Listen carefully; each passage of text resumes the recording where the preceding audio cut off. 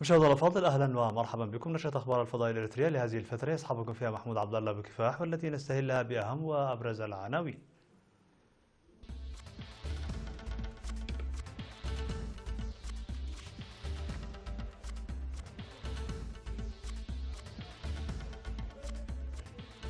توسيع أنشطة الزراعة الحديثة في قلوج. مكافحة الآفات الزراعية في ميمنة وسقنيتي. بناء المدرجات بالنفير الشعبي في قندق. مقتل عدد من العسكريين في تحطم طائرة نقل عسكرية بالجزائر. عشرات الوفيات جراء تناول خمور فاسدة بأندونيسيا. سقوط ضحايا في انهيار أرضي باليابان.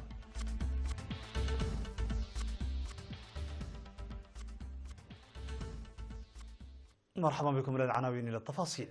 قال مسؤول التنمية الاقتصادية في مديرية قلوج السيد دانيال تولاي أن الجهود متواصلة لتوسيع أنشطة الزراعة الحديثة في المديرية، وأوضح عن وجود أكثر من 2010 هكتار من الأراضي الزراعية في مديرية قلوج، حيث تعمل الحكومة على إرساء البنى التحتية اللازمة لتنمية الأراضي البور.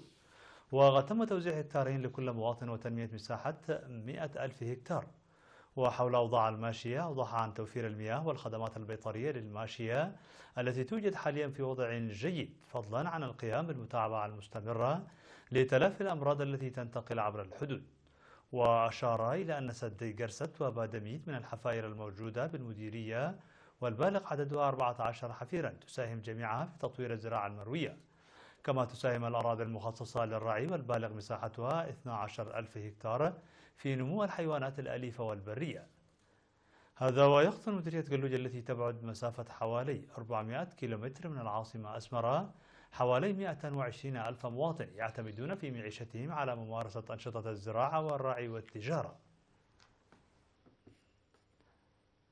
تجرى حملات الاستطلاع والسمينارات التنويرية لمكافحة الآفات الزراعية في مديريتي ميمنة وسقنيتي بالإقليم الجنوبي. وأفاد مراسل إيرينا إلى القيام بحمليات نفير جماعي في المزارع التي ظهرت فيها دودة الحشد الخريفية المجنحة ومكافحتها بجمعها وإحراقها. وأوضح مسؤول مكتب الزراعة في المديرية سيد قبرويت برهاني أن الاهتمام جار بمكافحة هذه الآفة الزراعية بالتعاون بين المؤسسات الحكومية والسكان، وخاصة في سهول العوبل وغطينها التي تشهد الزراعة المروية بشكل واسع.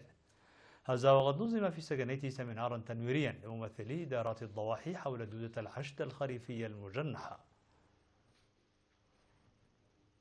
تم بناء المدرجات في مساحة تقدر بحوالي 100 هكتار بالنفير الشعبي، الذي استمر لأسبوعين في 12 قرية بمديرية قندع تحت إشراف خبراء الزراعة.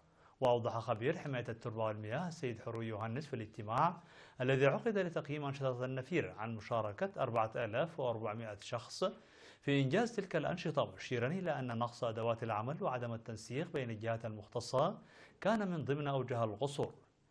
من جانبه، أوضح المدير العام لقسم الزراعة والأراضي في إقليم شمال البحر الأحمر السيد ميكائيل تكيه أن التقييم يساعد في التعرف على أوجه القصور والعمل على إزالتها وتنفيذ أعمال مثمرة، داعيا إلى تعزيز التنسيق بين المشرفين على العمل والإدارات وخبراء الزراعة. من جهته، أشاد مدير مديرية قندع السيد عمر يحيى بمبادرة السكان، داعيا لوضع الوقت في الاعتبار أثناء القيام بأنشطة حماية التربة والمياه والإسراع في تجهيز خزانات المياه التي انتهت الدراسات المتعلقة بشأنها.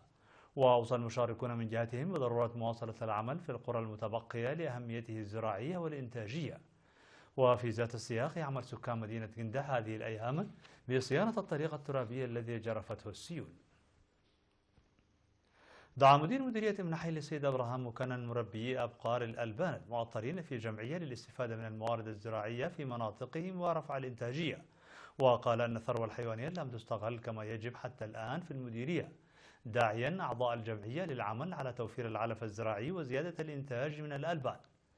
ودعا الاجتماع التقييمي لجمعية منتجي الألبان في مديرية منحيل للاهتمام بالعلف الأخضر وعدم الاعتماد الكلي على العلف الزراعي. وأوضح رئيس الجمعية السيد مبرهتو هابتي أن دعم وإرشاد خبراء الزراعة وتعاون الإدارة أسهم في إنجاح أنشطتهم، مؤكدا على استعدادهم للعمل على إنتاج العلف الزراعي بشكل موسع.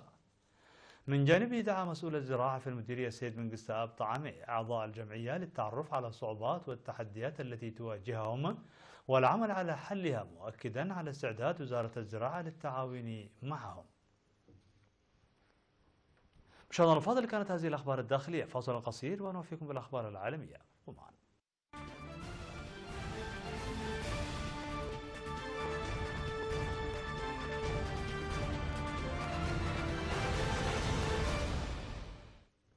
على الصعيد العالمي، قتل 257 شخصا على الأقل في تحطم طائرة نقل عسكرية جزائرية قرب العاصمة. وقالت وزارة الدفاع أن أغلب القتلى من العسكريين وعائلاتهم. ونقلت وكالة رويترز عن مسؤول في حزب جبهة التحرير الوطني الحاكم قوله أن من بين الضحايا 26 من أعضاء جبهة البوليساريو. فقد وقع الحادث في مطار عسكري في مدينة بوفاريك، وهي قاعدة القوات الجوية الجزائرية بالقرب من العاصمة، حيث كانت الطائرة في رحلة من مطار بوفاريك إلى مدينة بشار عبر تندوف جنوبي البلاد. وأظهرت الصور صعود دخان أسود كثيف من موقع سقوط الطائرة، وهي من طراز اليوشن، ولا تعرف أسباب الحادث حتى الآن. هذا وقد أعربت وزارة الدفاع الجزائرية عن بالغ تعزيها لأسر الضحايا دون إبداء المزيد من التفاصيل عن حصيلة القتلى، حيث فتحت السلطات العسكرية على الفور تحقيقا لمعرفة أسباب الحادث.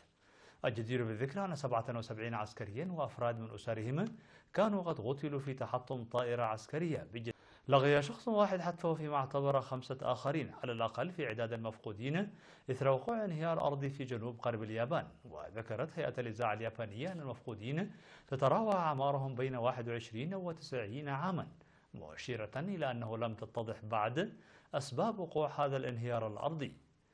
ومن جانبها، قالت الشرطة في مدينة ناكاتوسوا اليابانية أنها تلقت تقارير تفيد بأن الانهيار الأرضي جرف 3 منازل.